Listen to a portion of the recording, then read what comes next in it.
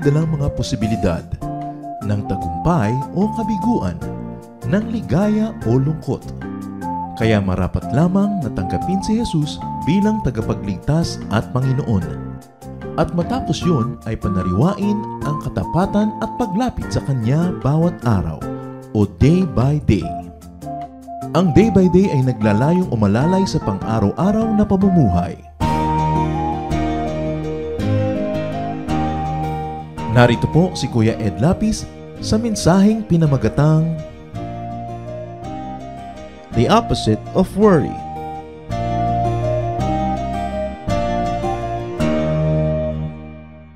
Ang mga tao po ay napakahilig mag-alala, mamroblema.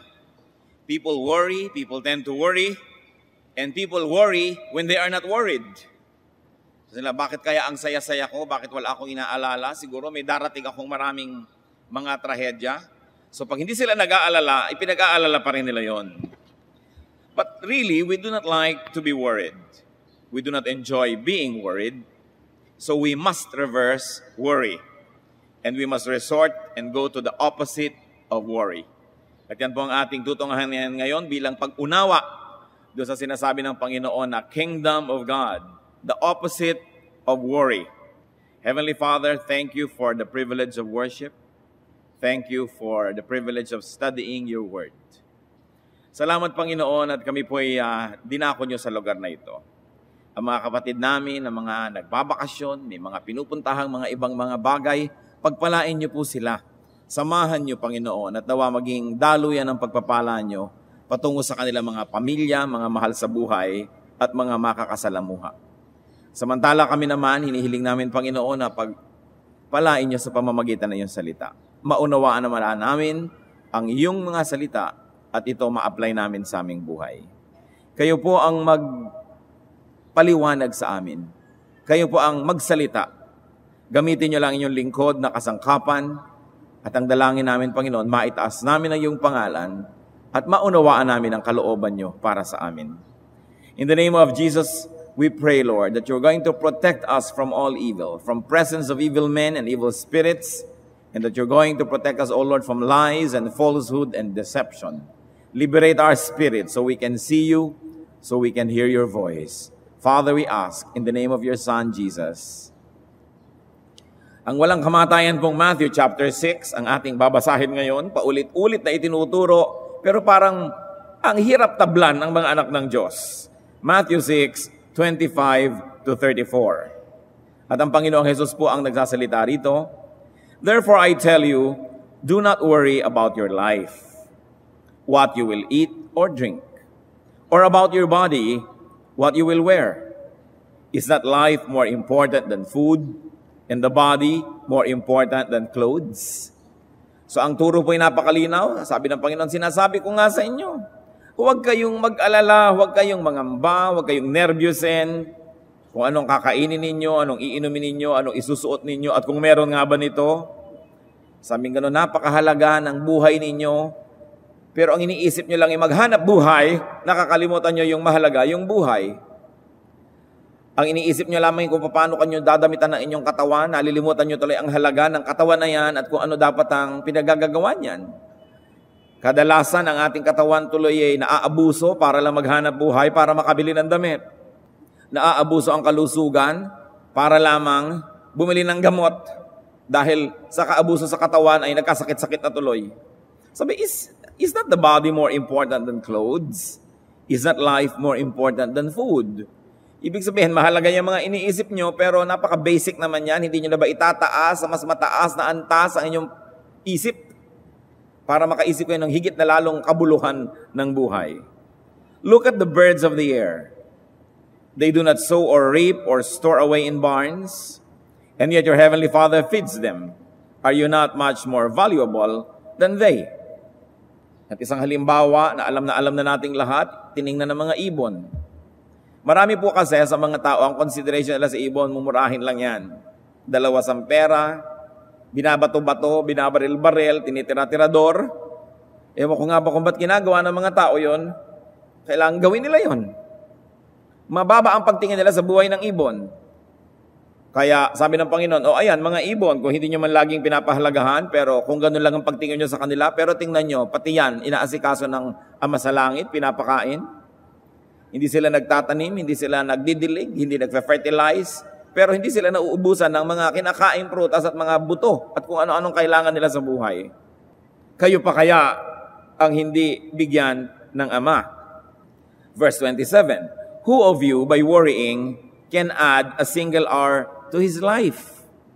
And why do you worry about clothes? See how the lilies of the field grow? They do not labor or spin. Yet I tell you, not even Solomon in all his splendor but was dressed like one of these. If that is how God clothes the grass of the field, which is here today and tomorrow is thrown into the fire, will he not much more clothe you, O you of little faith? Pati mga damo nga naman, na isang araw lang may bulaklak at ang tinutukoy po dito ng Panginoon ng mga damo yung mga namumulaklak na isang araw lang yung bulaklak nila. Kinabukasan na yan ay pinuputol na ng mga tao, inilalagay nila sa mga oven na panggawa ng mga bricks. So sinusunog lang to, pero sabi niya kahit sandaling-sandali lang ang pananatili ng mga bulaklak na yan, pinapaganda pa ng Diyos, nilalagyan ng mga kulay, mga hugis. At kung yung ba namang sasandali, tapos susunugin lang ay pinapaganda pa, kayo pa kaya ang hindi pagandahin ng Diyos? Na nilikha kayo sa kanyang wangis. Kayo pa kaya ang hindi niya asikasuhin? Sabi ko nun, pambihira naman kayo, napakaliit ng pananalig nyo. Nakita nyo yung mga tinatapak-tapakan nyo lang damo, pinapaganda pa ng Diyos. Yung binabato-bato nyong ibon, pinapakain, kayo pa kaya? Verse 31. So do not worry, saying, what shall we eat, or what shall we drink, or what shall we wear? For the pagans run after all these things, and your heavenly Father knows that you need them. Sabi niya, hindi bagay sa inyong mag-alala. Ngayon, aning ko na yung mga pagano, mga walang pananalig, mga hindi nakakakilala sa Diyos, pwede sila mag-alala kasi hindi nila alam kung saan sila sasandal, kung sino ang sasandalan nila, pero kayo ba naman gagayahin nyo pa sila? Alam na alam ng Ama sa Langit ang lahat ng inyong mga pangangailangan. At dahil mahilig din lang kayong mag-alala, ba't hindi ito ang inyong isipin? Verse 33, seek first His kingdom and His righteousness, and all these things will be given to you as well. Therefore, do not worry about tomorrow, for tomorrow will worry about itself. Each day has enough trouble of its own. At makikita niyo po mga kapatid na ito isa sa mga very distinct teachings ni Lord. Yung here and now. Sa inyo, don't worry about tomorrow. Tomorrow will worry about itself. Pagdating ng bukas, nandun pa rin ang Diyos. Yung ngayon ang isipin mo. Hindi naman ibig sabihin, huwag ka na magplano para bukas, huwag ka na mag-save ni konti, pero huwag kang mag-alala. Walang mangyayari sa pag-aalala mo dahil hindi pa naman nakakarating yung bukas, wala ka pang magagawa tungkol doon, so ba't hindi mo nalang harapin yung ngayon? Each day has enough trouble of its own. At kung hihimay-himayin po natin ang turo na ito, let's take a look at the cause of worry. Ano ba yung pinagmumula ng pag-aalala? Needs. Ang ating mga pangangailangan. And the Lord specified need for food, for drink, for clothes. Mga basic things para mabuhay. In other words, in today's cash economy, money ang ibig sabihin yan. Pag-aalala sa pera, pera, pera. And everything else associated with getting, having, keeping, and multiplying money. So mag-aalala ka magkapera, pag may pera ka na, nag-aalala ka na huwag manakaw yon. At pag hindi na nanakaw, nag-aalala kang tumubo yun ng marami, dapat kumita yun. Puro pag-aalala. Sabi ng Lord, props lang yan sa buhay, pero hindi kayo nabubuhay para dyan.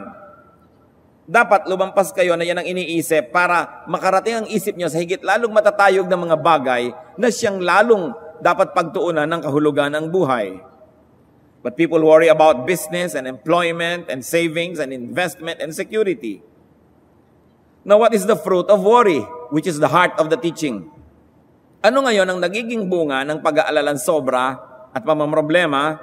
The fruit of worry includes forgetting, neglecting, and leaving the kingdom of God and righteousness. Ano ba yung kingdom of God? The Lord never specifically taught what the kingdom of God really is all about. Lagi niya sinasabi, repent, the kingdom is at hand, the kingdom is here. Have the kingdom of God. At pati din naman sa ating prayer, mapasa amin ang kaharian mo, thy kingdom come. The Lord did not specifically teach us about what that kingdom is all about, but He taught us how to go to that kingdom or how to make that kingdom go down into our hearts, into our lives.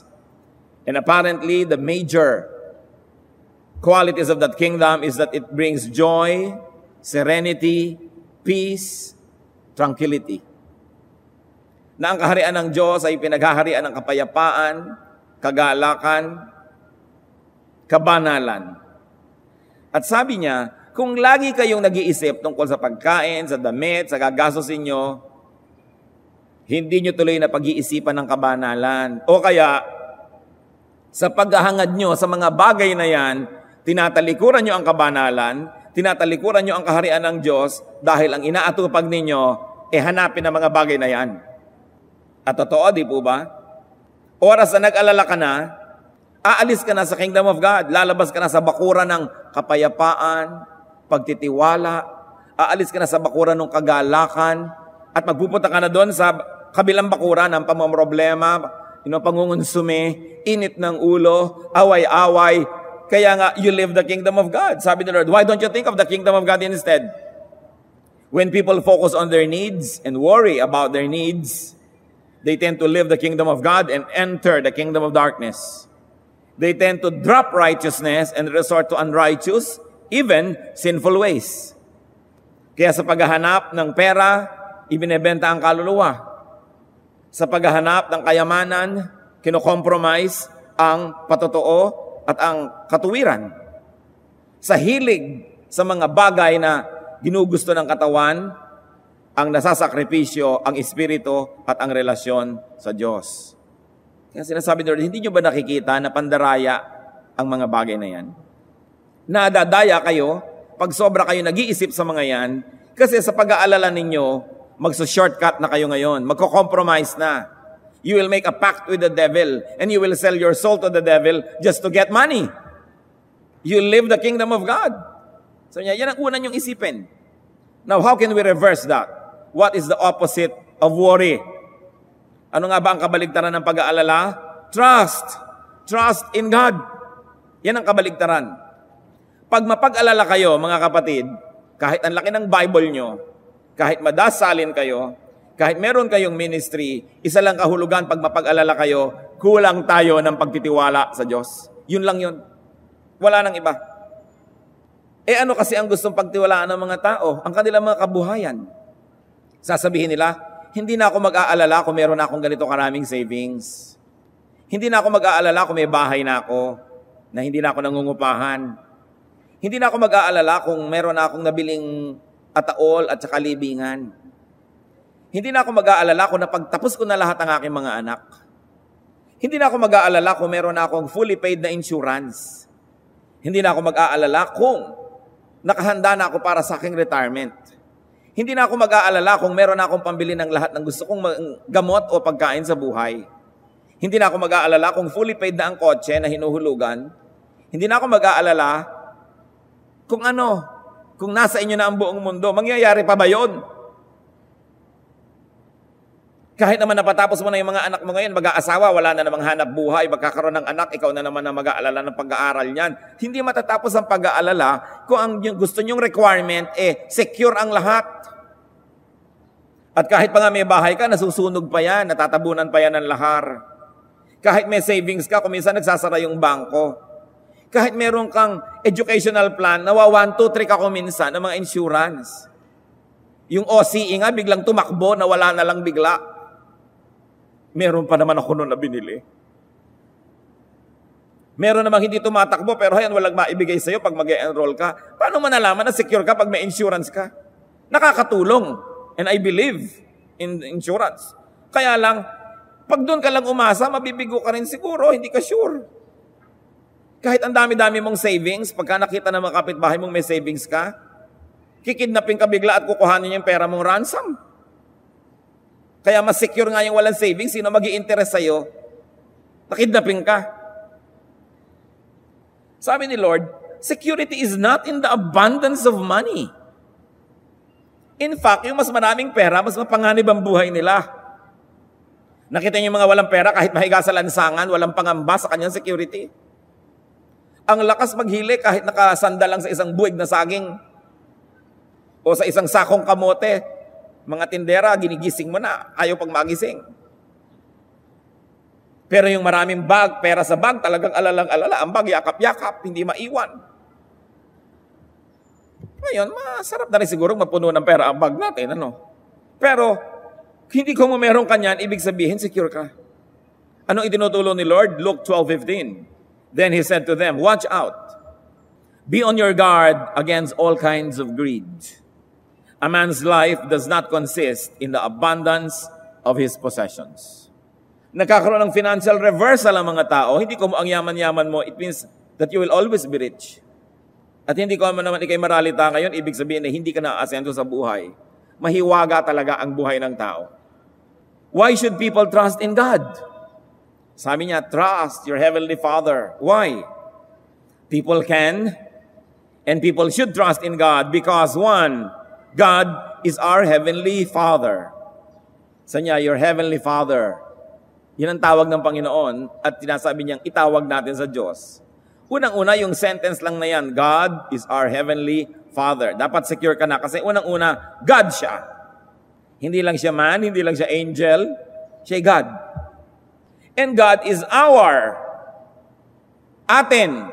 Hindi Heavenly Father ng iba, atin. And He is a Heavenly Father, not just an earthly Father. Napakarami po mga bayaning ama, pero may mga ama din na inaabandona ang anak, inaabandona ang asawa, inaabandona ang kanyang mga ang kanyang mga duties. Pero this is a Heavenly Father. Banal, tapat, hindi magkukulang, makapangyarihan, and above all, He is our Father. Siyempre, sa Israel, laging ginagamit yung word the Father. Sa ibang culture naman, yung symbol of tenderness, a mother, edi yung equivalent nun, God is our parent. The finest qualities of a father and a mother are both in God. So how can you not be secure?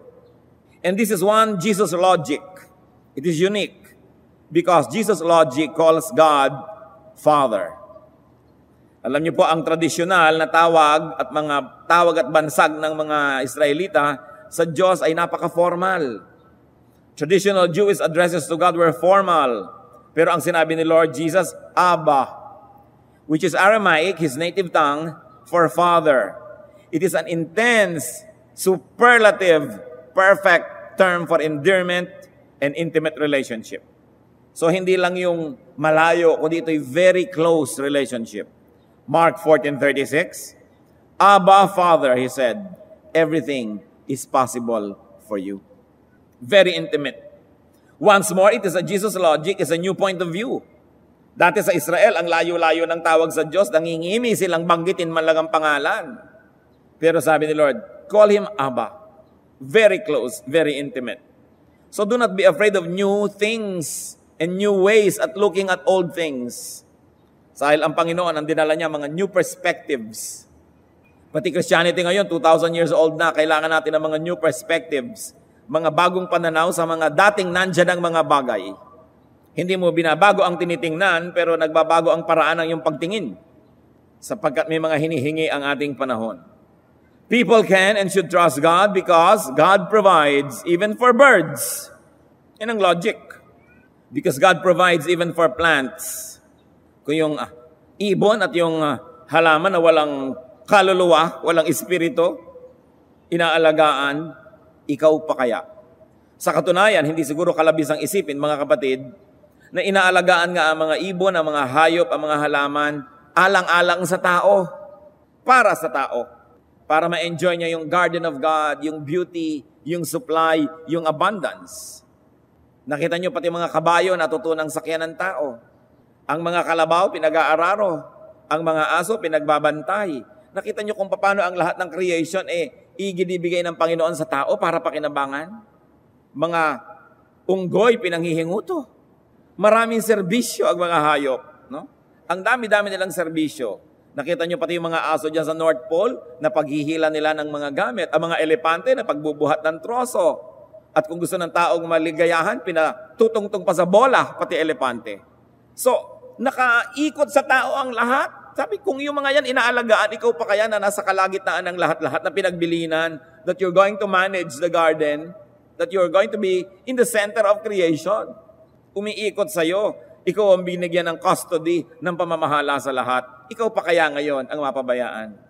Parang sinabi, ayan, pinapasweldo ng Panginoon ang iyong mga katulong, ang iyong mga katuwang sa buhay, tapos ikaw ang binabayaan, kaya nga pinapalusog yun para matulungan ka.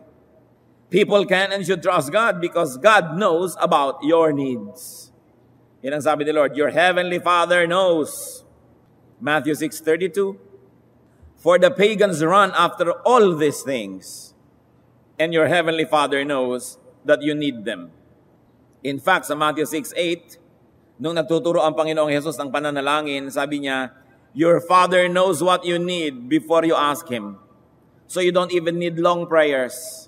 You don't need very detailed prayers because your Father knows. Kung minsan naman yung iba magpe-pray, group prayer, Panginoon, nasa ospital po ngayon ang aking kapatid. Gusto siguro sabihin ng Diyos, alam ko. O-operahan po siya bukas, alam ko. Wala po siyang pera, alam ko. Pagpalain niyo po siya, yung pala ang gusto lang sabihin ng nagdadasal, pinaparinig doon sa mga kapwa niya nagdarasal, pautangin niyo naman kami.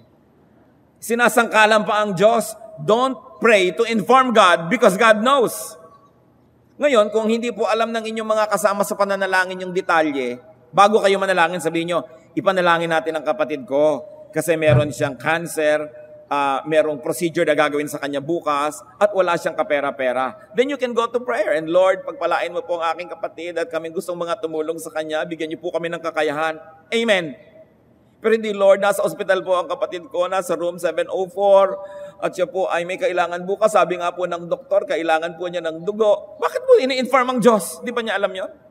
Mga walang kakwenta-kwentang panalangin. Hindi nakakapagtaka kundi dinggin. Kasi hindi panalangin, it's a performance for the sake of the audience who are our fellow men. Don't pray to inform God. Inform others beforehand because your Father knows what you need even before you ask Him. At sabi niya, only pagans and unbelievers do these things. And indeed, only pagans and unbelievers may worry because they do not know God and they do not know God as their loving Father. Sinabi kong they do not know, hindi ko sinabing they do not have God because people have God. Kahit sila pagans, kaya lang hindi nila kilala, kaya hindi kataka-taka na mag-alala sila. Pero sa mga nakakakilala sa Diyos, hindi bagay mag-alala. Dapat naman mag-alala yung mga pagans because, in fact, what pagan religions really teach is fear of their gods. Pero kakaiba ang ating Diyos. Siya ang nagbigay sa atin ng kanyang bugtong na anak para sa ating katubusan. Samantalang sa pagan religions, ikaw ang bigay ng bigay doon sa Diyos. Nagsusunog pa ng mga bata. Nagsasakit pa sa katawan. Pinapadugo ang sarili para mag-alay sa kanilang Diyos. Ang ating Diyos ang dumugo para sa atin. Baligtad. Tapos mag-aalala ka pa. Ngayon, bakit hindi tayo dapat mag-alala mga kapatid? Yun nga mga pagano, yun nga mga hindi maka-Diyos, pinagpapala din eh. Sabi sa Matthew 5:45 ng Panginoon, referring to God, He causes His sun to rise on the evil and the good, and sends rain on the righteous and the unrighteous. In other words, God cares so much that He cares even for evil and ungodly people. Sa anak pa kaya niya? Napakalino na ng logic na yan. Baka naman yung iba sa inyo, ay pwede na pala ako maging evil, papaarawan din pala. Papaulanan din at papaambunan. Kung yun ang evil, pinapaulanan. Kung yung negosyo nga nung hindi maka-Diyos, pinagpapala pa rin. Kung yung mga sakit ng mga hindi nananalig sa Diyos, pinapagaling pa rin. Kahit nga kung saan-saan kahoy at chalk at mga kalendaryo nagdadasal, pinapagaling pa rin ang tunay na Diyos dahil mahal niya ang tao. Yung pa kayang magdadasal sa Kanya in spirit and in truth, yun pa kayang anak niya ang mapabayaan. Kaya sabihin niyo sa katabi niyo, talagang di bagay sa iyong mag-alala. Out of place na mag-alala. Ungodly na aalagaan, ikaw pa. What is the focus of the Lord's teaching here? The kingdom of God. Yan ang focus niya. And what might that be? Isang pagtatangka ng definition sa kingdom of God. It is the rule of God in the world. Therefore, it's collective and corporate. At yan ang hinihintay nating mangyari. Pero apparently, hindi pa nangyayari yan dahil marami pang parts ng world, kingdom pa ni Satan, lalong-lalo yung mga puso ng hindi maka-Diyos. So the rule of God in a group of people's heart. like in a church, meaning a congregational meaning of the kingdom of God. And up to a point, the church must be heaven's advance party, heaven's embassy, because Christians are ambassadors of God. So dapat meron ka nang na-enjoy sa church na mga qualities noong heaven that is yet to come in full. But it has already come in part. Kaya sabi ni Jesus, the kingdom has come. So nalilito ka, has the kingdom come or it will still come? Nandito na ba o antayin ko pa? Both, I think, are right. Nung si Jesus ay dumating at namatay at nabuhay na muli, dumating na yung kingdom na yun, yung promise, yung possibility. And yet it still has to find complete fulfillment as people obey God more and more. At pag dumating na yung buong ipinangakong hinihintay ng lahat. The rule of God, very specially possible now, is the rule of God in an individual's heart. Meaning personal. So may pang buong planeta, buong sangkatauhan ng kingdom of God na hinihintay pa natin. Meron naman na congregational na maaring mangyari na sa mga grupo ng mga mananampalataya. At very specially, pwede na mangyari yung personal na karanasan ng kingdom of God. Na si Jesus ay nag-ahari sa iyong puso, ang Diyos ay nananahan sa iyong puso, ang katawan mo'y templo ng Espiritong Banal, well, the kingdom of God has come to you. Although, at varying degrees, depending on our commitment to Christ and our obedience to Him. Kaya may mga taong mas panatag kaysa sa iba. Hindi ibig sabihin, mas mapera. May mga taong mas payapa, mas banal kaysa iba, kasi may personal involvement tayo para maganap ang kingdom of God. Ngayon, kung ang inaantay yung kingdom of God ay yung mga bababang kasama ng mga ulap, may mga trompetang anghel, matagal lang inaantay ng mga tao yon. Kung yan lang lagi ang aantayin ninyo, and you will put everything on hold for that, you will not enjoy the kingdom of God that is already available na sinasabi ni Lord, it has come. And that is a personal experience of the kingdom of God in your own heart. And this kingdom is characterized by blessings, by peace, and holiness. Remember, whenever you worry, you get out of that kingdom. Kaya sabi ni Lord, huwag. But the message here is not just, do not worry.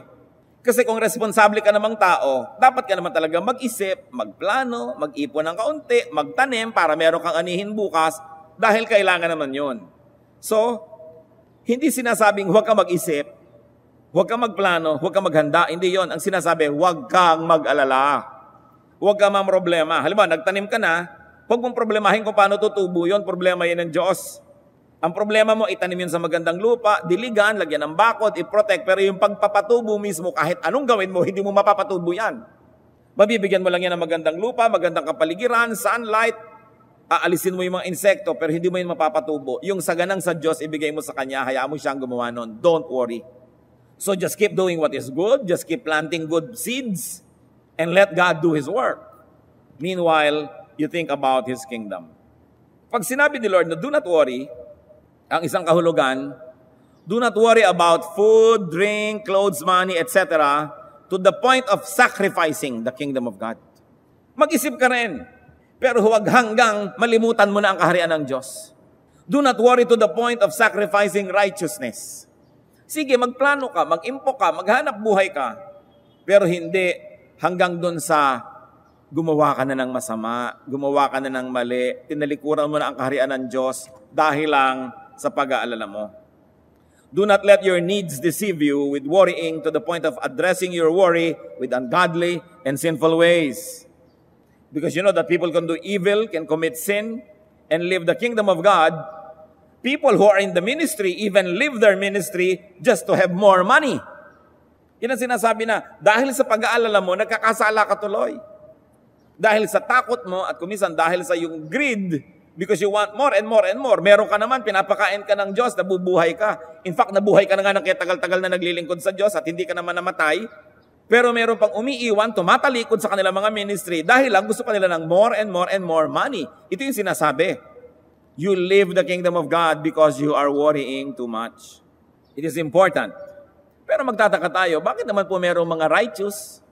Meron pa nga, naglilingkod sa Diyos, pumapasok pa sa ministry, bakit kapos pa rin? Tapos sasabihan ng Diyos, huwag mag-alala. Well, there are several questions and several attempts at answering that. The question is, why can those who decide to pursue the kingdom of God still be wanting? At kung minsan naman nakakakita talaga tayo ng ganyang halimbawa, naglilingkod, sumusunod sa Diyos, ba't kapos sa kapos? Nag-ministry pa daw, nag-mission, bakit hikahos na hikahos? Well, choose the correct answer. 1, Jesus is wrong. Hindi totoo ang sabi niya. Hindi to totoo that God will provide. Hindi totoo that our Heavenly Father knows our needs. Hindi totoo yon. One choice, Jesus is wrong. Remember, hinahanapan natin ng sagot yung mga bakit nagpapaka-Diyos, naglilingkod pa sa Diyos, naghihirap pa rin. So 1, Jesus is wrong. Sinong gustong sumagot niyan? Wala. Kasi alam natin, Jesus cannot be wrong. 2, that these people who we say have followed God in ministry or in service, that they have not really decided for the kingdom. They are not really focused on the kingdom. Dalawa pa rin ang loob, hati ang loob. Hindi talaga buo ang loob na maglingkod lang. Hindi buo ang loob na sundan ang Panginoon, whatever the cost. In other words, hati. Kaya sabi sa Luke 9:62, Jesus replied, "No one who puts his hand to the plow and looks back is fit for the service in the kingdom of God." Pag hinawakan mo na yung araro at umaandar na yan, huwag ka nang lilingon dahil baka kung saan makarating yung iyong pag-aararo. Sabi yung lilingon-lingon pa sa pinanggalingan, pinangihinayangan ng iniwan at tinalikuran, hindi ka bagay maglingkod sa Diyos. So baka may mga lingkod, naglilingkod na nga, kitang-kita natin what we see from the outside, napaka-godly at talaga nagsasacrifice. Pero ba't kapos sa kapos? Hindi natin alam kung ano nangyayari sa kalooban, baka naman look back ang inaatupag. Panay ang panghihinayang sa iniwan at tinalikuran. Naku, nag-ministry pa ako, bakit nalang kaya ako hindi nag-artista? Nag-ministry pa ako, ba't hindi nalang kaya ako nagnegosyo? Ang dami-dami kong pinalampas na opportunity sa secular world para maglingkod dito. Mukmuk ng mukmuk. Kaya siguro hindi mapagpala kasi hindi buo ang loob. Alam niyo po, ang Diyos ayaw niya nung palingon-lingon pa sa pinanggalingan kung nag-decide ka ng susunod. Nakita niyo ang asawa ni Lot? Pasasabugin ng Sodom? Iniligtas sila ng Diyos. Sige, takbo kayo, takbo. Saasabog na ang syudad na ito. At nagtakbuhan sila sa malayo. Pero nung sumabog, anong ginawa ng asawa ni Lot? Tumigil sa pagtakbo at lumingon. Nang hinayang siya sa iniwan niyang syudad. Siguro sa kanyang mga kaibigan, sa kanyang bahay, na marami sigurong mga gamit, may pressure cooker. No? Nang hinayang siya sa kanyang microwave oven. Nang hinayang siya sa kanyang iiwan. At anong sabi ng Biblia nangyari sa babaeng ito? She became a pillar of salt.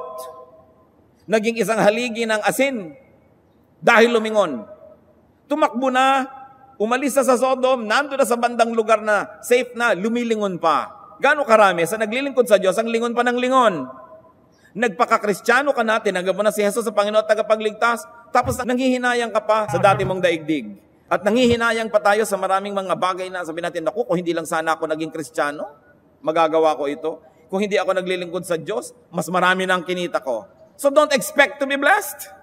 Kaya kung nagpaka-Kristiyano na rin lang, wala nang lingunan, dibdibin.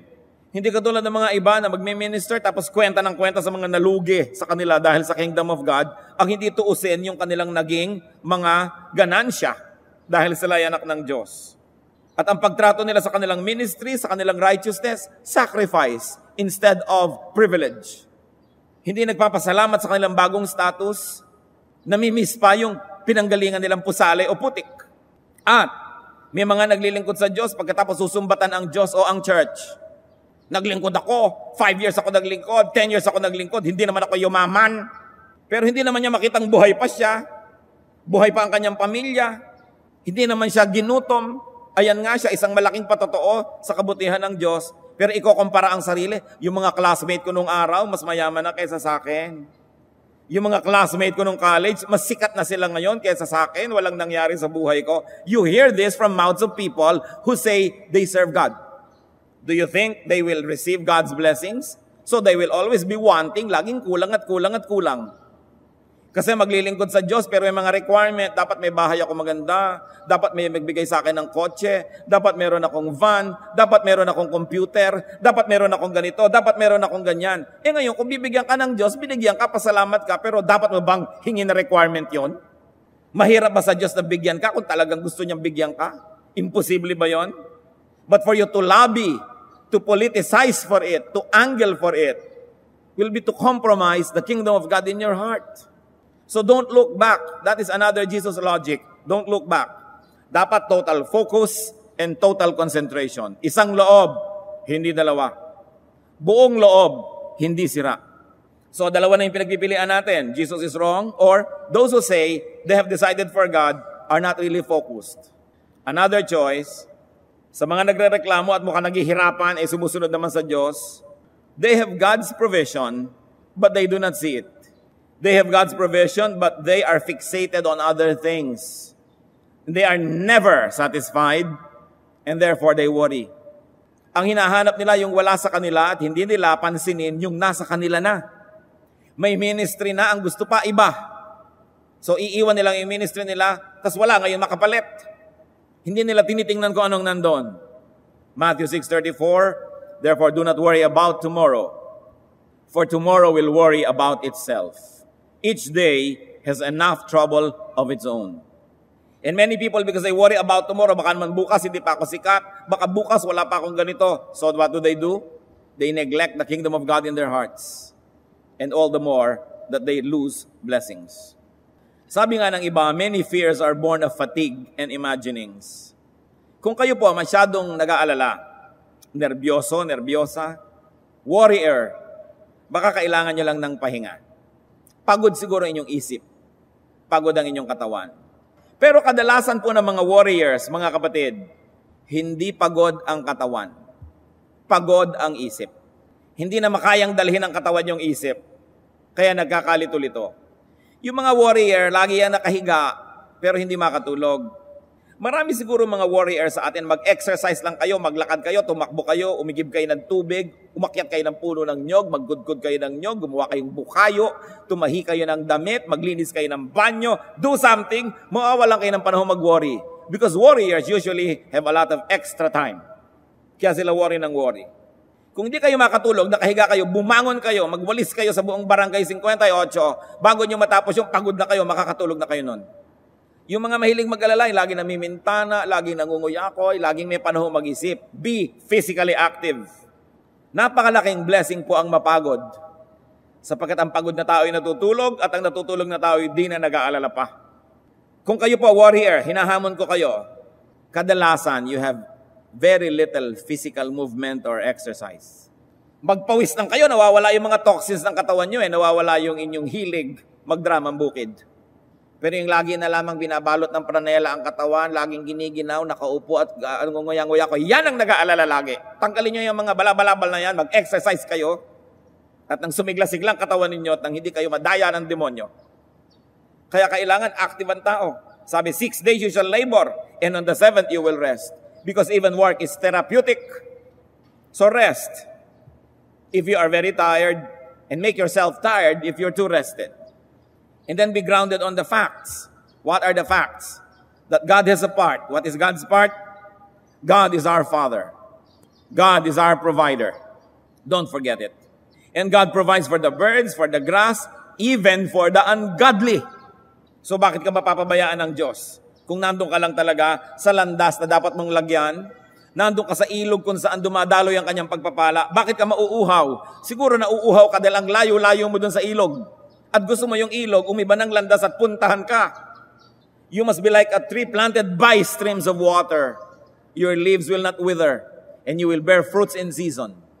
So in a matter of correct placement, where are you placed? Kung kayo laging kapos na kapos, gutom na gutom, kulang na kulang, baka wrong ang placement nyo.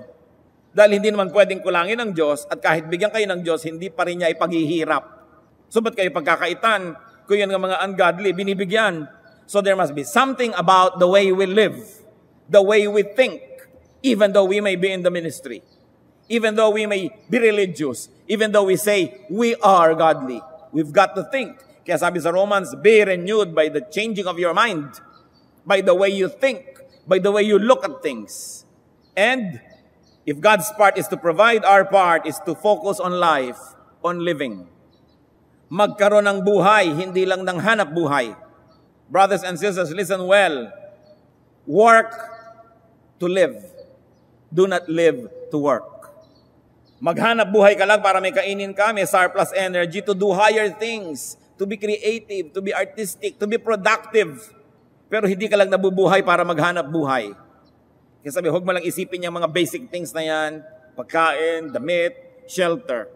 Dapat nakakalikha ka ng mga bagay, nakakabuo ka ng mga building, nakakagawa ka ng mga tula, nakakagawa ka ng mga painting, meron ka mga philosophies na lumalabas sa iyong utak, nakakagawa ka ng mga libro, nakakatulong ka sa kapwa, naaangat mo ang iyong mga kapatid na nadadapa. Hindi lang mag-aalala ka lagi ng pambayad ng kuryente, tubig at kung ano-ano mga rent. Dilikha ka ba ng Diyos para yan lang ang atupagin sa buhay? We were created in God's image. We must reach the highest potential of our humanity. But you will never be able to get even near that if you will always be fixated on the basics. You've got to graduate from that. At alam natin, the Lord will provide. The Lord is God. The Lord is our Father. The Lord is in heaven. So if it's not happening, it's not that something is wrong with God. It's probable that something's wrong with the way we live. Something's wrong with the way we think. That's why we have to change the way we think. Sino sa inyo ang nanonood ng mga National Geographic o yung mga ganyang mga palabas sa Discovery Channel? Patingnan na kamay ninyo. Iiwagay-way nyo nang makita nating lahat. Ayan, marami. Nakikita nyo ang pinakamatayog na hangarin ng mga sawa? Lunukin ka. Ang pinakamatayog na hangarin ng leon, kainin ka. Ang pinakamatayog na hangarin ng mga buhaya, kagating ka at kainin. Ganon din yung pating. Ngayon, yung mga ibang hayop naman, ang pinakamatayog nilang hangarin, huwag makain, makatakbo, makalipad, makatakas. Yung buong buhay, iniisip mo lang makakain ka at huwag kang makain ng iba, panghayop lang yon. Hindi yun pang tao. So hindi buong buhay, iisipin mo lang kung ano kakainin mo, huwag kang makain ng iba, huwag kang maisahan. Dapat nakakalampas tayo doon to a creative, beautiful, productive humanity. And it happens when we remember who God is, and when we trust in Him, and when we live according to His teachings. Nalulungkot po ako pagka nakakakita ko ng mga tao na ang tanda-tanda, namatay, tapos alam mo na sa kanyang buong buhay, hindi man lang nakalasap ng ginhawa. Hindi man lang nakalasap na tumingin sa mga magagandang tanawin, o maglakbay, o magbasa ng magandang libro, o manood ng isang magandang palabas, o makapagsuot kaya ng napakagandang damit, kumain ng napakasarap na pagkain. Parang nadaya ang taong ito pag hindi nangyari yon sa kanyang buhay. Ipinanganak sa hirap, lumaki sa hirap, namatay sa hirap. Yan kaya ang kalooban ng Diyos sa atin? I don't think so. Kaya tayo pong may ginhawa, tayong may kaunting kayamanan, may kaunting kapangyarihan at lakas, dapat ginagamit din natin sa pagtulong sa iba para makaahon sila. Kung meron kang kayang pag-aralin mo. Kung meron kang kayang pahiramin ng puhunan o bigyan ng puhunan, bigyan mo para magka-chance. Because that's what many people just need, a chance, an opportunity. And this is what God gives. Pero ang daming tao, yung mentality nila, hindi nakabagay doon. Kahit sila relihiyoso. Kaya mahalaga suriin, ano ba talaga ang kaharian ng Diyos? Anong ibig sabihin ng kingdom of God? Yung magtiis ka ngayon at magantay ka na lang ng langit?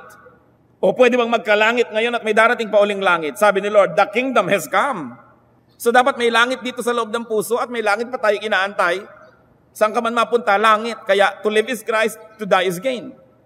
Ang daming dapat pag-iisip na gawin ng mga Kristiyano, hindi lang magha-hallelujah at magtatalon. Dapat nating unawain kung ano talaga itinuturo ng Biblia, ano itinuturo ni Jesus. So mabuhay tayo, huwag lang maghanap buhay. Gawin nating goal, lampasan yon. Huwag magmistulang leon o ahas o hayo, puro pagkain lang ang iniisip. And instead of, and more than focusing on material things, focus on the kingdom of God. Focus on righteousness, on holiness. Sabi, unahin ninyo ang kaharian ng Diyos. At lahat naman ang iniisip nyo yan, idadagdag din sa inyo. Pero huwag ang yan ang unahin nyo. Do you worry about being godly or about being fed and dressed? Do you let your needs overtake your righteousness and blur your visions and compromise your witness? Child of God, your business is to be godly. It is God's business to provide for you. Enjoy the opposite of worry. And what is that? Trust in God. Worry is wasteful. Trust is fruitful. And when all of these are already in place, what else do we need to learn? Learn progressive contentment. Nilagyan ko po ng word na progressive, hindi lang basta contentment kasi alangan naman gutom na gutom ka, contented ka na. Learn progressive contentment, meaning strive for improvement, but you have to enjoy and be contented with the present, with what is here now, with the supply now, and still strive so that you might have more. But whatever you have now, learn to enjoy it and don't complain. But keep doing more, keep doing good. but learn to enjoy what is here. Yan ang tatawag nating progressive contentment. Hindi lang basta contentment, kundi may progress yan. Later on, may iba ka ng magiging contentment kasi may iba ka ng mga nagiging possibilities. Pero huwag na huwag isa-sacrifice ang kingdom of God at righteousness para lang sa pera. 1 Timothy 6:6-10. But godliness with contentment is great gain. For we brought nothing into the world, and we can take nothing out of it. But if we have food and clothing, we will be content with that. People who want to get rich fall into temptation and a trap and into many foolish and harmful desires that plunge men into ruin and destruction. Read aloud, church, verse 10. For the love of money is the root of all kinds of evil. Some people eager for money have wandered from the faith and pierced themselves with many griefs. Beautiful parting words from 1 Timothy 6:6-10. Kung makadiyos ka, turuan mo ang sarili mo na maging kontento. Hindi kontentong walang ambisyon. Hindi kontentong walang itinanim, walang iniimpok, kundi ginagawa mo ang lahat. At kung sa paggawa mo ng lahat, ito yung meron ka, learn to be happy with it and keep doing good. Because when God blesses you more, then you will have more. But do not always look forward to having more to the point of neglecting to see and appreciate what you have now. It is important to see the here and now. Sabi, marami sa pagnanasang yumaman, ipinagpalit ang kaluluwa, ipinagbili ang kaluluwa, at pinayagan nila na sakmalin ng maraming mga pagdurusa at sakit ang kanilang mga buhay dahil sa kagustuhan nila magkamal ng mas marami pang pera. Hindi money is the root of all evil. No, the love for money. Because money can be a good instrument in the hands of the godly people. Money can do wonders to expand the kingdom of God. Money can help many people. It's not money that's evil. It's the love for money. Pag pinaglilingkuran mo na yung pera, kasi yung pera ang ginagamit mong maglingkod sa'yo, yun ang napapasama ka na. Kumusta po tayo? Tayo ba yung mga mapag-alala? Gusto kong alalahanin ninyo kung ilang taon na kayo ngayon. Balikan nyo hanggang sa kayang babalikan ng inyong alaala. Di ba, hindi naman kayo namatay sa gutom, kaya eto pa nga kayo. Yung iba nga kailangan pang gumasta para mag-diet eh. Kailangan pang magbayad ng mga gym at espesyalista at mga operasyon para tanggalin ng mga sobrang pagpapala sa kanilang katawan. So tingnan ninyo, napakabuti ng Diyos. Naranasan nyo na ba na isang maghapon na wala kayong nainom na tubig? Naranasan nyo na ba na 3 araw na wala kayong kinain sa hinaba-haba ng buhay nyo? Hindi pa. So kung napagtiwalaan natin ang Diyos sa kanyang ginawa na noon pa, hindi ba sapat yung para pagtiwalaan natin sa gagawin pa niya? At sa kanyang mga pangako, na hindi niya ipaghihirap na bigyan tayo, na siya'y ating Ama sa langit, pinagpapala nga niya pati ungodly, magtiwala tayo sa kanya. Huwag ninyong ilagay ang kaligayahan nyo sa exchange rate ng peso at dollar. Huwag ninyong ilagay ang kaligayahan nyo sa balanse ng inyong bank book. Huwag niyong ilagay ang kaligayahan ninyo doon sa kung ano-ano mga bagay. Yung nagahari sa atin ng Diyos, mahal niya tayo, at tayo'y kanyang pinapangakuan ng maraming bagay, doon natin ilagak ang ating kasiyahan, ang ating katuwaan, at yung ating puso. Huwag mag-alala. Kahit tayo mag-alala, walang mangyayari. Imposible. Sa katunayan, kung mapag-alala kayo, lalong dumadami ang inyong sakit, lalong kailangan mo ngayon ng pera, kailangan mo ng gamot. Pero meron akong gustong ulitin, pag sobra kayong mapag-alala, magdagdag lang kayo ng activity. Malaki nang mawawala sa inyo na panahon para mag-alala. Be physically active whenever you can, when your health permits it. Maraming mga gulo sa isip dahil lang hindi kayo napapagpag. So pagpagin ang mga katawan na yan, lalong-lalo sa fruitful work. Aming Diyos, nagpapasalamat kami dahil pwede kami magtiwala sa inyo.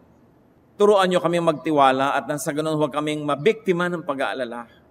At huwag kaming madaya ng pag-aalala na pati kaluluwa namin ay sakta namin para lang mahanap namin yung mga akala namin will make us secure, will secure us. Give us discernment so that we may not deceived into doing unrighteous acts just to have more money. Kundi ang unahin namin ang inyong kabutihan at sabi nyo naman, ang lahat ng ito'y idadagdag nyo rin sa aming buhay. Unahin namin ang paglilingkod sa iyo, unahin namin ang kabanalan, unahin namin ang kabutihan. Hindi yung magkamal ng ganito, magkaroon ng ganon. Tulay, nakakagawa kami ng mga bagay na unethical, bagay na sinful and unrighteous dahil lang naghahabol kami ng mga bagay na ito. Ipaalala niyo sa amin. Mabuhay po kayo aming Diyos. Salamat sa inyong pagpapaliwanag. Salamat sa iyong kabutihan. Sa ngalan ng iyong anak na si Jesus.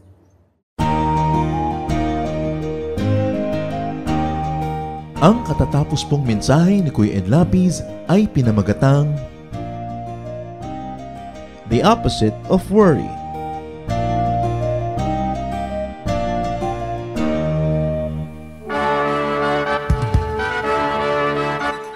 Halina't sama-samang sumamba at magdiwang sa Day by Day Jesus Celebration kasama si Kuya Ed Lapiz. Bulwagan ng Panginoon PICC, one Sunday a month, Philippine International Convention Center, Rojas Boulevard, Pasay City. All other Sundays sa mga Day by Day mini bulwagan ang pagtitipon. Para sa buwan ng Pebrero, gaganapin ito sa February 9, 2025. 8 a.m. ang First Jesus Celebration, 10 a.m. naman ang Second Jesus Celebration. Para sa iba pang detalye, bisitahin ang ating official Facebook page, Day by Day Friends.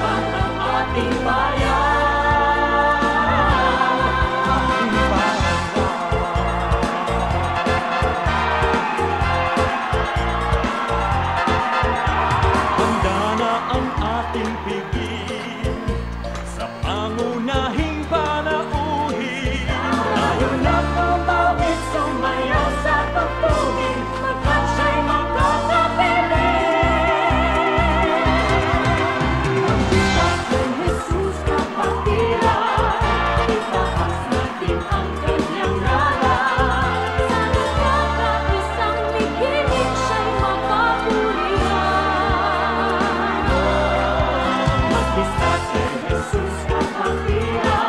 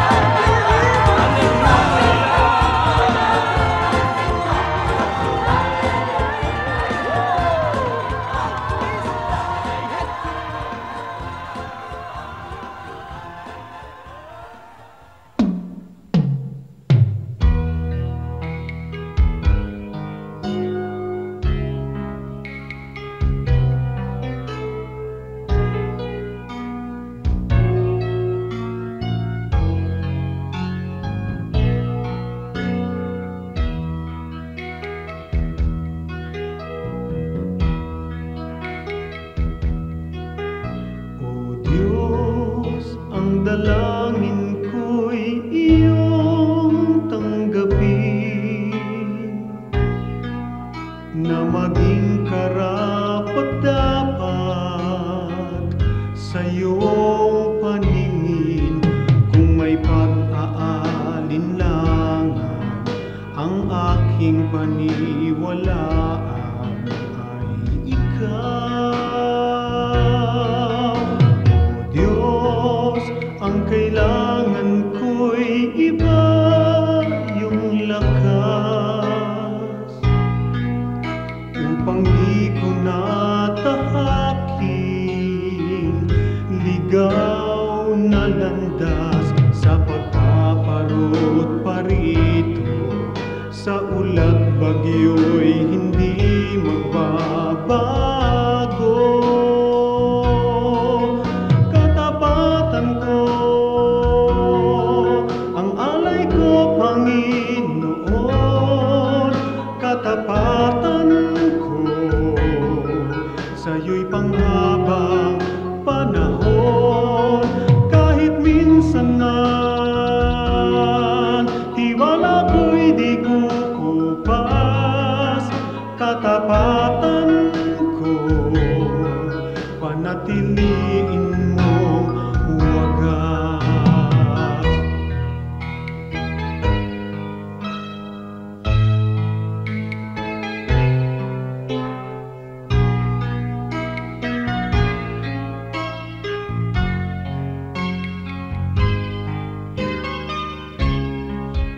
Sa pagpaparot parito, sa ulat bagyo'y hindi magbabago. Katapatan ko, ang alay ko, Panginoon. Katapatan ko, sa'yo'y panghabang panahon. Kahit minsan man tiwala ko'y di kukupas, katapatan ko, panatiliin mong wagas.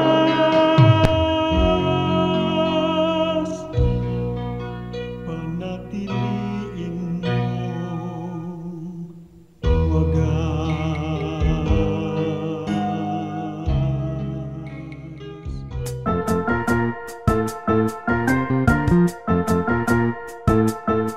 Oras na po para pansamantalang magpaalam ang programang Day by Day.